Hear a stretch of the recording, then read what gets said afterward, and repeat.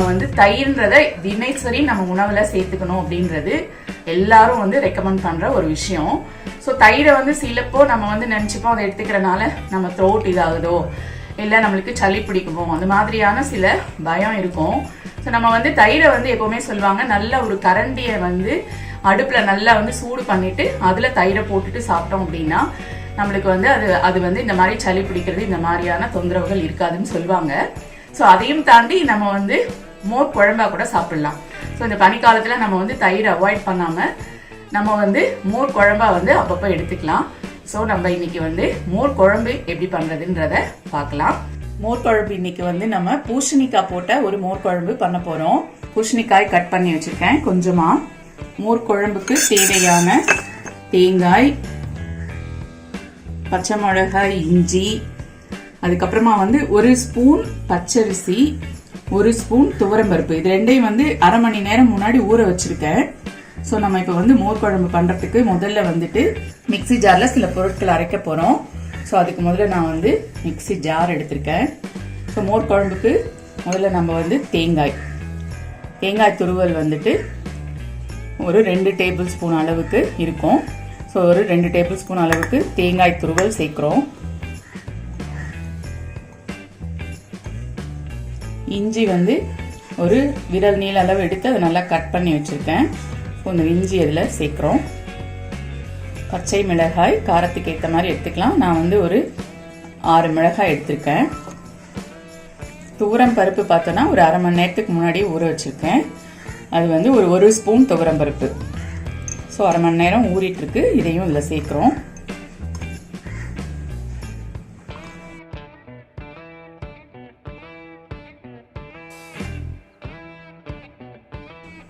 அரிசி வந்து ஒரு ஸ்பூன், இதுவும் அரை மணி நேரத்துக்கு முன்னாடியே ஊற வச்ச பச்சரிசி, அதையும் இதில் சேர்க்குறோம். இது எல்லாமே வந்து இந்த குழம்பை வந்து நம்மளுக்கு கொஞ்சம் கெட்டியாக இது பண்ணி கொடுக்கும். அதுக்காக தான் சேர்க்குறோம். மிளகு வந்து ஒரு சின்ன ஸ்பூனில் வந்துட்டு ஒரு 2 ஸ்பூன் மிளகு சேர்க்குறேன். ஜீரகம் அதுவுமே வந்து டீஸ்பூன் கணக்குக்கு பார்த்தோம்னா ஒரு 2 டீஸ்பூன் அளவு இருக்கும். ஸோ இதெல்லாம் தான் நம்ம அரைக்க போகிறோம். இப்போ நம்ம இந்த மோர் குழம்புக்கு தேவையான இஞ்சி, பச்சை மிளகாய், மிளகு, ஜீரகம், தேங்காய், பச்சரிசி, துவரம்பருப்பு சேர்த்து அந்த இதை மிக்சியில் வந்து நம்ம அரைச்சாச்சு. ஸோ இப்போ மோர் குழம்புக்கு தேவையான தயிர். ஸோ இந்த தயிர் பார்த்தீங்கன்னா ஒரு 1.5 கப் தயிர் இருக்கும். இப்போ இந்த தயிரில் வந்து மோர் குழம்புக்கு தேவையான உப்பு சேர்க்குறேன். மஞ்சள் தூள் ஒரு சின்ன ஸ்பூன்ல மஞ்சள் தூள் சேர்க்கிறோம். இப்போ நம்ம அரைச்ச இந்த தேங்காய், இஞ்சி விழுது அதையும் சேர்க்கிறோம்.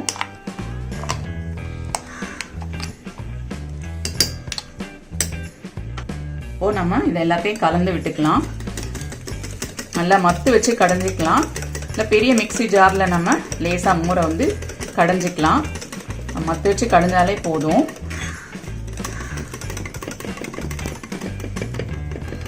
தயிர், அரைச்ச விழுது, மஞ்சள் தூள், உப்பு எல்லாம் போட்டு நம்ம இப்போ மோர் குழம்புக்கு எல்லாத்தையும் ரெடி பண்ணிட்டோம். இதை வந்து இப்போ நம்ம தாளிக்க போகிறோம். இப்போ மோர் குழம்பு பண்ணுறதுக்கு அடுப்பில் கடாய் வச்சு கடாய் காஞ்சிச்சு. இப்போ இதில் கொஞ்சமாக எண்ணெய், நான் வந்து தேங்காய் எண்ணெய் சேர்க்குறேன். கடலை எண்ணெய் எந்த எண்ணெய் வேணும்னாலும் நம்ம சேர்த்துக்கலாம். ஒரு 2 ஸ்பூன் அளவுக்கு, ரொம்ப எண்ணெய் சேர்க்க வேண்டியதில்லை, ஒரு 2 டீஸ்பூன் அளவுக்கு எண்ணெய் சேர்த்துருக்கு. எண்ணெய் காஞ்சிடுச்சு. கொஞ்சமா கடுகு சேர்க்கிறேன்.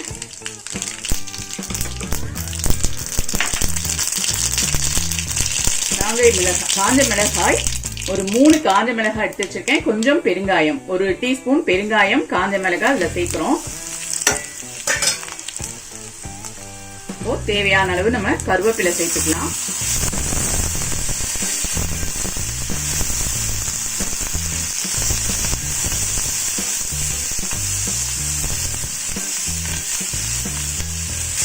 வத்தல் நல்லா வந்து வத்தல் நல்லா வறுபட்டுடுச்சு.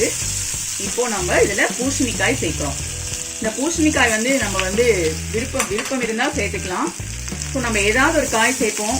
வெண்டைக்காய் மோர் குழம்புக்குன்னு பார்த்தோம்னா இந்த வெள்ளை பூசணி, மஞ்சள் பூசணி, அப்புறம் வந்து வெண்டைக்காய் வத்தல் சேர்த்து நம்ம மோர் குழம்பு பண்ணலாம். அதாவது மிதுக்க வத்தல், இந்த சுண்டைக்காய் வத்தல் அது மாதிரி எல்லாம் பண்ணலாம். ஸோ இன்னைக்கு நான் வந்து இந்த பூசணிக்காய் வச்சு உங்களுக்கு இது பண்ணுறேன். பூசணிக்காய் நம்ம வந்து இப்போ கொஞ்சமாக ஒரு துளி உப்பு போட்டு இதை வந்து நம்ம ஒரு 5 நிமிஷம் வேக விட்டுறலாம். சும்மா கொஞ்சமாக உப்பு, கொஞ்சம் தண்ணி.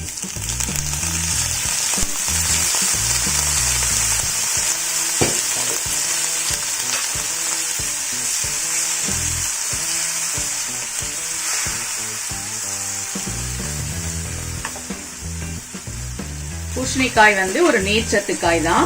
ஸோ நம்ம லேசா தண்ணி தொளிச்சுட்டு மூடி வச்சோம்னா அது வந்து வேகமாகவும் வெந்துடும். அதுல இருக்க அந்த தண்ணி இதுலயே சத்துலயே அது வெந்துடும். ஸோ ஜஸ்ட் நம்ம வந்து ஒரு 2 மினிட்ஸ் மட்டும் இதை மூடி வைக்கலாம். இப்போ வந்து ஒரு 2 நிமிஷம் ஆயிடுச்சு, 2-3 நிமிஷம் ஆயிருக்கும். நம்ம பூசணிக்காய் வெந்திருக்கும், பார்க்கலாம்.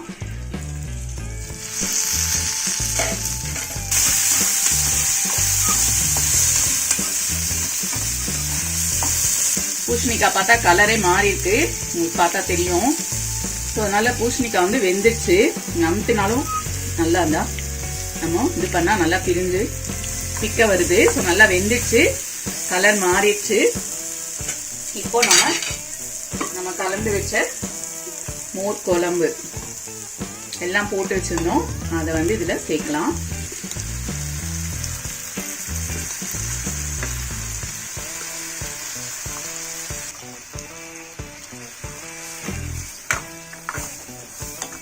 நம்ம அரிசி பருப்பு சேர்த்தனால கொஞ்சம் திக்கா இருக்கும், கொஞ்சம் தண்ணி சேர்த்துக்கலாம். அப்ப நம்மளுக்கு வந்து அது நல்லா வந்து நுரை கட்டி வரும்போது அப்புறம் ஆறுனதுக்கு அப்புறமும் பார்த்தோம்னா நல்லா வந்து கெட்டியாயிடும்.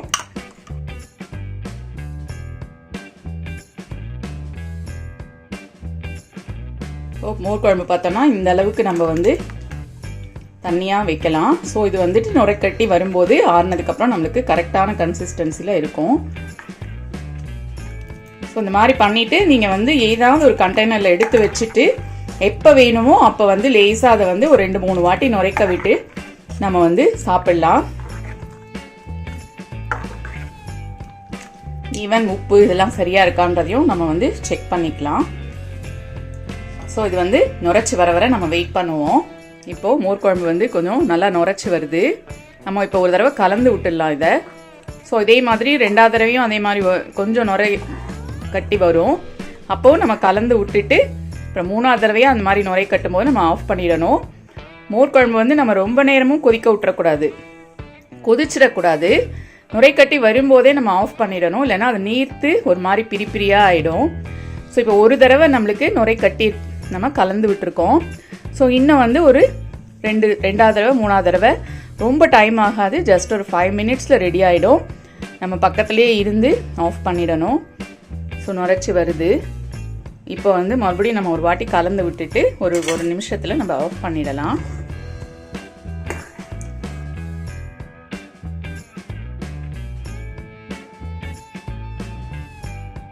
ஸோ பாருங்க இந்த கன்சிஸ்டன்சியில் இருக்கும். ஆறும்போது இன்னும் கூட கொஞ்சம் கெட்டியாகும். ஸோ இப்போ நம்ம ஆஃப் பண்ணிடலாம். கொதிச்சிடக்கூடாது, இது ரொம்ப முக்கியம். ஸோ அடுப்பை நான் ஆஃப் பண்ணுறேன். மோர் குழம்பு வந்து நம்ம பவுலுக்கு ட்ரான்ஸ்ஃபர் பண்ணுறோம். பூசணிக்காய் மோர் குழம்பு அருமையாக ரெடி ஆயிருக்கு. வாசனையும் மிளகு, ஜீரகம், பெருங்காயம் எல்லாம் சேர்ந்து சூப்பராக இருக்கு. ஸோ தயிர் வந்து பார்த்தோம் அப்படின்னா நம்மளுக்கு வந்து நல்ல ஜீரணத்துக்கு ரொம்ப வந்து ஹெல்ப் பண்ணும். இதுல வந்துட்டு நம்ம ஏற்கனவே சொன்ன மாதிரி கால்சியம் நிறைய இருக்கிறதுனால நம்ம போன்ஸுக்கு நல்லது, பல்லுக்கு நல்லது. அதோட கூட நம்மளுக்கு நல்ல ஹேர் வந்து நல்லா ஷைனியா இருக்கும்.